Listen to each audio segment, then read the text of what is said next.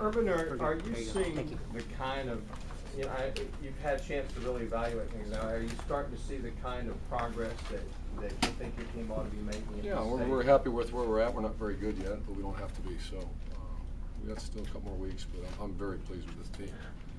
I'm not pleased, like I said, that we won't win a bunch right now, but we got guys dinged up, and all I care about right now is attitude, and it's hard, it's awful. And we're going to go one more double tomorrow, then we get a day off on Thursday, and then Friday they go double, Saturday a scrimmage, then we're in a 2-game weeks. So it's miserable right now, and that's a good thing. With so many outstanding freshmen, are you seeing a sense of urgency from some of these upperclassmen? Hey, this guy behind me's pretty good. So many okay freshmen. Yeah, we're not outstanding.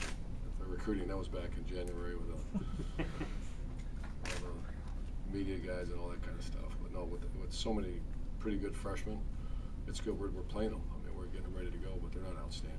Is it creating a sense of urgency, though, with some of your upperclassmen? I better get myself in gear. No, we're not there. We're not there yet. We're just in survival mode. Coach, can you trying to get to tomorrow? Could you update us a little bit on Rainey and some of the other injury situations at this point? Rainey's full speed, doing good. Injury situations. Stephen Welks is out for about 4 weeks. He had back all the way from spring. Have a procedure done, but it's all going to be good. Lawrence Marsh is still battling his hamstring, but he's going to be back next couple of days. I think we're pretty good. Xavier Nixon sprained ankle, but he'll be back. He's right on edge. And then Matt Patchen worked out today. He's got his cast adjusted. It wasn't practicing, but he went full speed on the side, which is good. And can you tell us about the stripes? First of all, the process. Do you actually pull the stripe off itself, or how does that work exactly? We started a long time ago, and it's basically to de-recruit, to get rid of the nonsense, to make them understand that they're not an outstanding freshman. They're just another guy on the team trying to make their way. And we have a big brother. His big brother walks up, and the co-position coach, myself, or Mickey recommends the stripe comes off. They walk up in front of the team, either in a team meeting or on the field, and the young man stands up and sometimes gets very emotional because now he's a Gator. His helmet's like everyone else's, and so it's kind of cool. We had a couple today. We had Ian Silverman, we had Gerald Christensen, Gerald Christian. You guys knew about Trey? That was yesterday, right? Yeah, yesterday. So that's 10 now, is it, or do you know? Coach, you talk about Duke Lemons, a guy that's been around for 4 years and has worked his butt off. Now's a chance to play. Yeah, he's got a chance to start. We all love Duke. And he's a high-energy guy. He represents our program the way it's supposed to be. You know, if you had a face, that's one of the faces. How do you feel about the defensive end positions right now, though? A little concerned. You know, we were used to having some freaks out there, and we got Tradow's doing it really well. And we got to get, Ron Powell's got to come on. William Green, Lorente McCray. There's some guys that have a lot of talent. We just got to get a little better. Urban, Will Hill said that he got a little lazy on and off the field towards the end of last year, but kind of over the summer fixed that. Do you notice a difference in him? Did you notice him being a little lazy at the end of last year? Yeah, there was a lot of issues. But you got 105 guys, and he was a guy that was drank the poison, or whatever you want to call it, and he's going as hard as we've ever had any safety go around here. He's doing really well. Him and Heater, we're doing we got a good little deal going on back there right now. Did you have to get on him, or was that something he realized himself? His position coach is real strong. Everybody knows Heater. He handles ways a certain way and expects great effort and great performance on and off the field, and we're starting to see that now. So Drake keeps talking about getting his running backs ready based on still trying to figure out what the identity of the offense is. Can you expound a little bit on that? What does that mean to you in terms of what you're trying to do? Well, Dempsey had a little bit of a concussion, and he's back now. Just missed a day or two. You had Moody. Moody's doing fine. And we talk about the playmakers. You got Dempsey and Moody. They're set now. And we're still trying to find out, I think, more than those guys, what the other surrounding cast. We're still, Deontay's there, Carl Moore's there.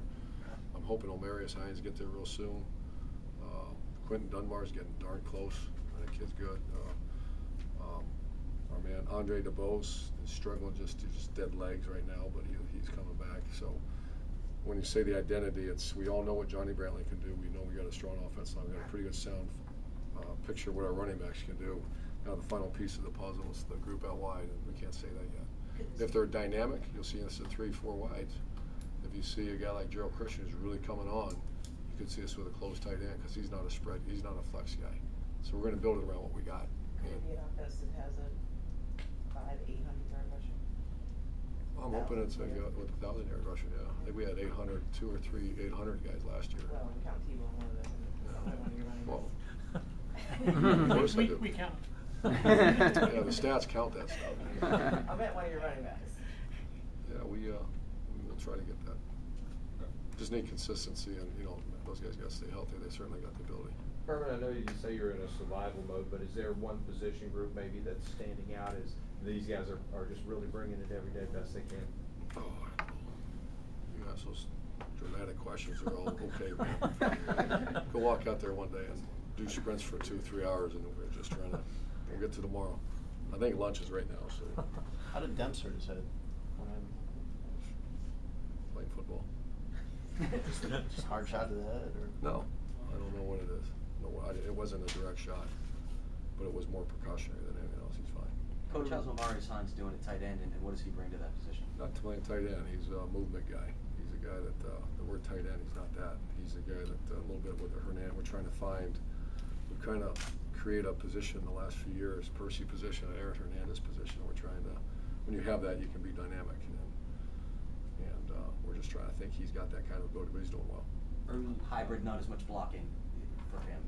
Not blocking defensive ends, he'll block, but not matchup issues. Dan McCarney says Brandon Antwine might just be the best defensive lineman you have right now playing that way. You see the same thing, sense of urgency for him after all these that he's been through? He just need to be consistency. He's when he locks and loads and he goes and he stays healthy, he's a really good player. That kind of comment, is he the best? Once again, we're not to the point yet.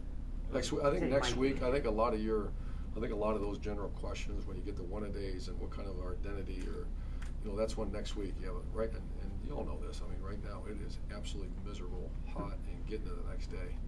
It's motivation, it's chemistry building, it's great meetings at night. It's not identities. It's not identifying who the best D lineman is. Nowhere near that. But that's why we call it training camp.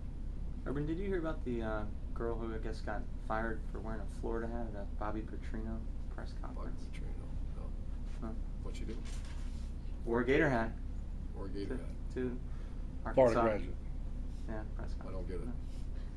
Just for wearing the wrong team hat at a. She was a radio person. She works for Arkansas's one of their radio. Oh, and she wore a Gator hat? Went to work or something? Yeah. It's really hot outside. Urban, are there specific improvements that you've seen from Janoris Jenkins? Yeah. So far, I like his position coach. Yeah, it's just the same thing you see from our safeties.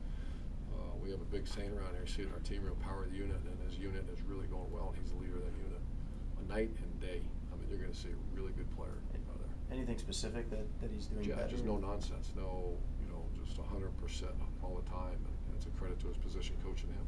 In the 3 years that you've had him, are there some ways that you've seen him really kind of start to embody your personality and your coaching philosophies? Yeah, I think so this year. Last year I didn't see that. Last year I started to see him, a little bit like we said, the Will Hill thing, and we saw a little bit of a decay. And I think change is good, and I think the transition's been good. I think Terrell Austin and Coach Eater have done a tremendous job. Has Janoris kind of embraced that role as the leader now that Joe's gone of his unit group?